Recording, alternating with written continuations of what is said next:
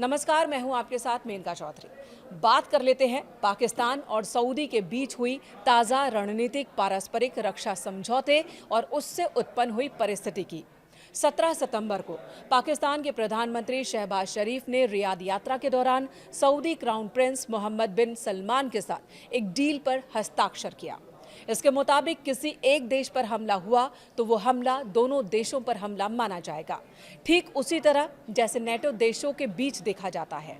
ये समझौता ऐसे वक्त में हुआ है जब हाल ही में कतर की राजधानी दोहा में 40 इस्लामिक देशों का शिखर सम्मेलन हुआ और उस बैठक में नेताओं ने इजरायल की ओर से कतर में हमास लीडर पर हुए हमले के बाद नेटो जैसा एक सैन्य गठबंधन बनाने की मांग की थी। समझौते के तहत दोनों देशों के बीच हमले की स्थिति में संयुक्त रक्षा का प्रावधान है, जिसमें पाकिस्तान के परमाणु हथियारों का भी सऊदी अरब की रक्षा में इस्तेमाल किया जा सकेगा। आपको बता दें, पाकिस्तान एकमात्र इस्लामिक देश है जिसके पास परमाणु हथियार है।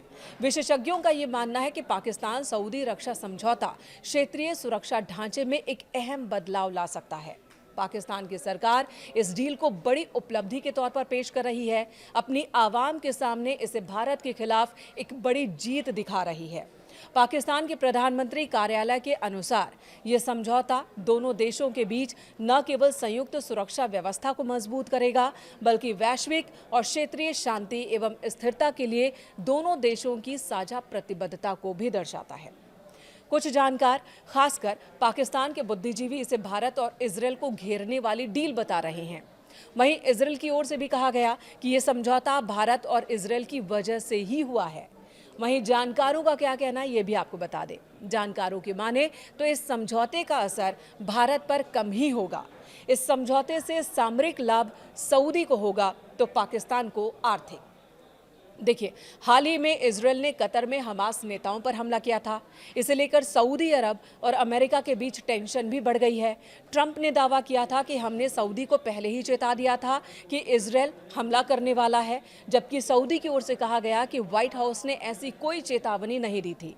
कुल मिलाकर सऊदी, जो दशकों से अमेरिका की सुरक्षा गारंटी पर निर्भर है, अपनी सुरक्षा के लिए उसे अमेरिका पर संदेह होने लगा है। तब उसने पाकिस्तान की सेना का इस्तेमाल करने वाली ये डील पाकिस्तान से कर ली।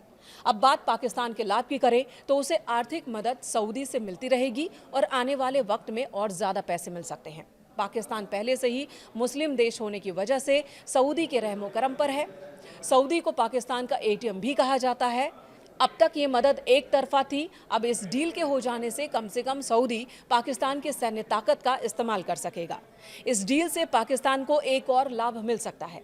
पाकिस्तान, चीन, तुर्की और सऊदी के बीच पारस्परिक संबंध पाकिस्तान की स्थिति को थोड़ा मजबूत बना सकते हैं, लेकिन इससे सऊदी भारत से दूर हो जाएगा, ऐसा नहीं कहा जा सकता। जानकारों के मुताबिक सऊदी और भारत के बीच संबंध पुराना है। आतंकवाद के मसले पर सऊदी भारत के साथ लड़ने को संकल्पित है और ऐसे में भविष्य में अगर भारत पाकिस्तान के आतंकी ठिकानों पर हमला करता है तो ये डील पाकिस्तान को बचा नहीं पाएगी। भारत ने कभी भी पाकिस्तान पर आक्रमण नहीं किया, बल्कि भारत की कार्रवाई जवाबी रही है। ऑपरेशन सिंदूर, सर्जिकल स्ट्राइक, एयर स्ट्राइक इसके उदाहरण हैं। इन सभी मौकों पर भारत को पूरी दुनिया के साथ सऊदी का भी साथ मिला है। बहरहाल, भारत की ओर से आधिकारिक प्रतिक्रिया आ चुकी है। भारत के विदेश मंत्रालय के प्रवक्ता रणधीर जायसवाल ने कहा कि हमने पाकिस्तान और सऊदी अरब के बीच स्ट्रैटेजिक म्यूचुअल डिफेंस डील पर साइन किए जाने की रिपोर्ट देखी है। हमने सरकार इसके निहितार्थों का अध्ययन करेगी, यानी कि इसके अर्थ क्या हैं, इसका असर क्या होगा, इनका अध्ययन किया जाएगा, चाहे वो भारत की राष्ट्रीय सुरक्षा से जुड़े हों या फिर क्षेत्रीय और वैश्विक स्थिरता से। सरकार भारत के राष्ट्रीय हितों की रक्षा और सभी क्षेत्रों में व्यापक राष्ट्रीय सुरक्षा सुनिश्चित करने के लिए प्रतिबद्ध है।